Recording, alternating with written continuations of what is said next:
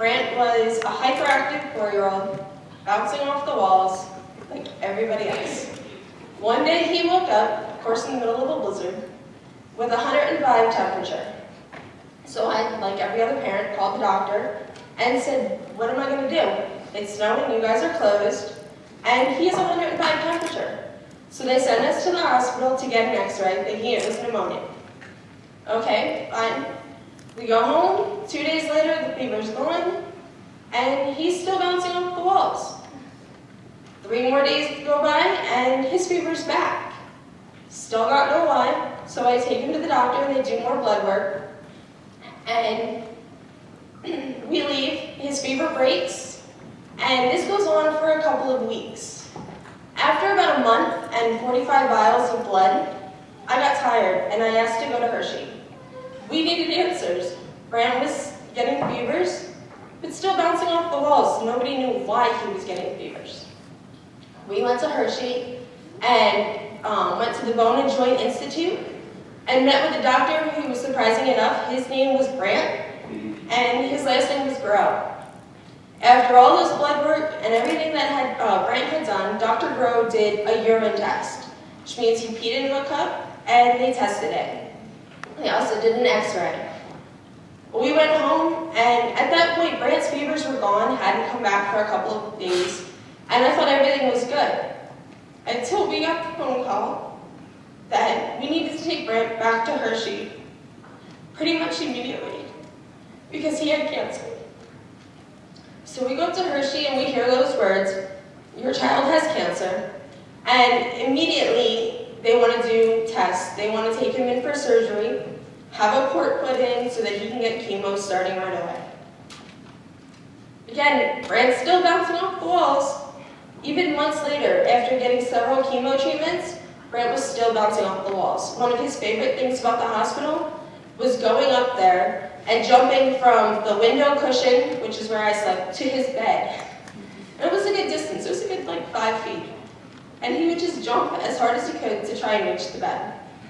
So this went on, and he had several chemo treatments. He had 5 chemo treatments, a surgery, a stem cell transplant, which put us in the hospital over Christmas, in complete isolation, unable to leave the hospital, unable to even have visitors. After that, he went home, he had radiation, and we found out on his dad's birthday that he was in remission. Best news ever. This only lasted a couple of months. We got through a Disney trip, and Brandt's cancer came back just weeks before starting school. And Brandt was bummed because he didn't get to go to K4 because of cancer. He didn't want to miss K5. So he was in the hospital again, hyperactive as always, and he had to have a tumor removed from his neck. And he told the doctor, he's like, you better hurry up because I'm going camping. And the doctor's like, you're not going camping this weekend, there's no way. And he told the doctor, you better hurry up because I'm going camping. That weekend, Brandt was camping and riding a bike, even after the tumor was removed from his neck.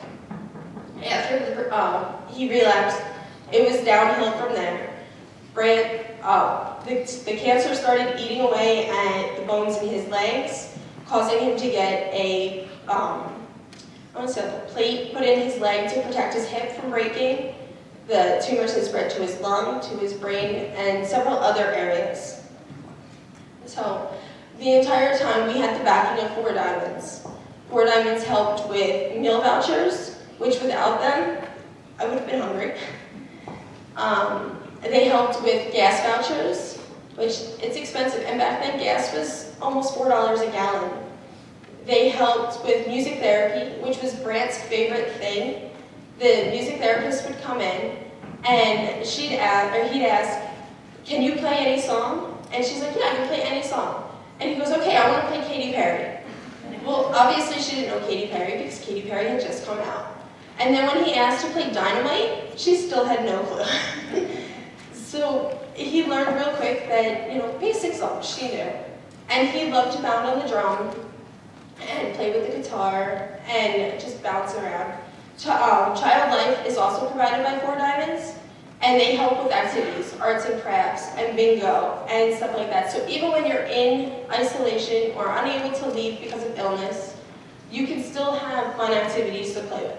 They helped get a Wii, so that he had a Wii in his room to use for when he was in isolation. They helped with several other things. They were there as a support for us. Brandt's medical bills racked up quick. Our medical insurance told us that his chemo treatments were not medically necessary, so within the first month, they were over $1 million. Could you imagine the medical bills over $1 million? It was insane. But because of Four Diamonds and all of you and everything that you guys do, we didn't get one bill. After Brandt's chemo started getting worse and treatments weren't working for him, they sent us to Philadelphia to CHOP, and we tried treatments there until they continued to fail. And in December of 2010, Brandt was in a hospital. He was having a hard time breathing, and I had no idea because he was still bouncing off the walls. And they said that his lung had collapsed, and the tumors had eaten through his lung, and that he had pneumonia. So he was in the hospital for 2 weeks and was sent home just before Christmas. And in January 2011, Brandt passed away a week from his birthday.